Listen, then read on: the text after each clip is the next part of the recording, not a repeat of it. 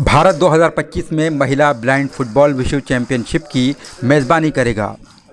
Indian blind football federation IBFF ने घोषणा की है कि वो 2025 IBSA महिला ब्लाइंड फुटबॉल विश्व चैंपियनशिप का आयोजन करेगा। ये प्रतिष्ठित टूर्नामेंट 2 से 12 अक्टूबर 2025 तक केरल के कक्कनाड कोची स्थित यूनाइटेड स्पोर्ट्स सेंटर में आयोजित किया जाएगा। ये भारत में पहली बार होगा जब देश ब्लाइंड फुटबॉल विश्व चैंपियनशिप की मेज़बानी करेगा, जिससे भारत को वैश्विक ब्लाइंड फुटबॉल के केंद्र में लाने और इसके बढ़ते फुटबॉल समुदाय को उजागर करने का अवसर मिलेगा। IBF के संरक्षक डॉक्टर रेवफ्रा रोबी कन्नचिरा CMI ने इस आयोजन का आधिकारिक लोगो लॉन्च किया, जो आगामी वर्ष भर चलने वाले प्रचार अभियान का हिस्सा होगा। देखिए ये report. has won the hosting rights to organize the second IBSA International World Women's Championships, which is going to be held in the city of Kochi, October 2025 में होगा। ये पहले बार है पैरा फुटबॉल में एक वर्ल्ड कप होस्ट करने का chance India को मिल रहा है।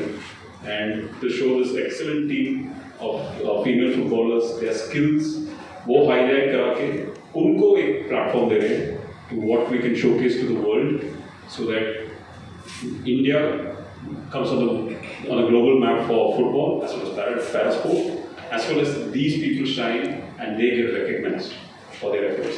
साथ ही इस अवसर पर निर्मा बहन, भारतीय महिला ब्लाइंड फुटबॉल टीम की कप्तान ने अपनी उत्सुकता साझा करते हुए कहा, मैं खेल में आई क्योंकि मेरे कुछ पुरुष ब्लाइंड फुटबॉल दोस्तों ने मुझे प्रेरित किया। मैंने फुटबॉल देखा ही नहीं था पहले, पर मेरा एक विष्णु भैया है मेंस, उसने पहले खेला था, तो उसने मेरे को बताया कि वो ब्लाइंड फुटबॉल रहता है। मैंने बोला वो क्या चीज़ रहती है ब्लाइंड फुटबॉल में। मैंने सिंपल बॉल देखा था, पर मैंने ब्लाइंड फुटबॉल नहीं देखा था। पर मेरे को वो पता था कि जो क्रिकेट वाला बॉल आता है उसमें साउंड आता है, तो मेरे को देखने का मन हुआ। तो मैंने विष्णु भैया का बोला, तो फिर पहली बार मैंने कोची कैंप अटेंड किया था, तो उसमें मैंने फुटबॉल देखा और मेरे को इंटरेस्ट जगा के उसमें खेलना चाहिए और आगे बढ़ना चाहिए। उस दिन मैंने वो डिसाइड किया था कि मैं आगे बढ़ूंगी। और जब मैं आई थी तब तो मेरे को कुछ समझ में नहीं आता था, और जब मैंने फुटबॉल देखा फिर बाद में थोड़ा सा खेला और कैंप अटेंड किया, फिर बाद में मेरे को थोड़ा सा कॉन्फिडेंस आया और वहाँ सुनील सर थे और सब प्लेयर भी थे, नए मिल के बात की और उसमें खेला और थोड़ा सा ग्राउंड का पता चला। वो 20x40 का ग्राउंड होना चाहिए और उसका जो मैच का रूल्स रेगुलेशन है वो फॉलो करना होता है, और 4 प्लेयर रहता है उसमें और 4 सब्स्टिट्यूट भी रखते हैं सर उसमें। तो उसका गेम का रूल्स है, जो बॉल रहता है, जब ड्रिबलिंग वगैरह होता है तो उसमें साउंड आता है, तो जो नॉर्मल पर्सन होते हैं उसको पता चलता है कि ब्लाइंड फुटबॉल कैसा होता है, और जो प्लेयर्स हैं उसको भी पता चलता है। और जो ब्लाइंड फुटबॉल का एक रूल्स रहता है, जो सामने का प्लेयर होता है उसमें वाई का वर्ड्स यूज़ करना होता है।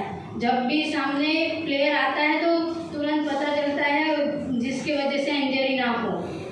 लेकिन बहुत सारे ब्लाइंड्स हैं जिनको पता नहीं है, तो दृष्टि दिव्यांग है, उनको अभी भी पता नहीं है कि फुटबॉल क्या होती है। आप फुटबॉल छोड़ दीजिए, आम जिंदगी में कितना हम बाहर जा सकते हैं, कितना कहाँ तक पहुँच सकते हैं, वो भी नहीं पता है। ग्रासरूट लेवल की अगर बात करते हैं तो जब IBFF इंडिया टीम फॉर्म कर रही होती है, उनको प्लेयर्स चाहिए होते हैं। प्लेयर्स यानी कि नीचे से आते हैं, और जब किसी को पहली बार ये पता चलता है कि बॉल में आवाज़ है और ब्लाइंड फुटबॉल खेलने के लिए आते हैं, ये मैं अपने अनुभव के आधार पर इसलिए बता सकता हूँ क्योंकि जो संस्थान है वो राष्ट्रीय दृष्टि दिव्यांगजन सशक्तिकरण संस्थान, वहाँ पर पूरे हिंदुस्तान से जो लड़के लड़कियां वो आती हैं और बहुत कम उम्र में आते हैं। उनको पता लगता है, फिर वो धीरे धीरे जब ब्लाइंड फुटबॉल पहली बार देखते हैं, पकड़ते हैं और उसके बाद अलग अलग राज्यों में जाते हैं, नेशनल्स के लिए, जोनल्स के लिए, और उसके बाद जब एक नेशनल टीम में आने के बाद में जब ग्लोबली जो इधर उधर जाते हैं संसार में, तो उनको बहुत कुछ सीखने को मिलता है। अभी निर्मा जितना भी बोल रही थी, आपने सुना होगा, उसने अपना दिल निकाल के रखा है, बिल्कुल हर चीज़ उसने पूरी साफ कर दी है। NGTV, the voice of common people. Please like, share and subscribe NGTV.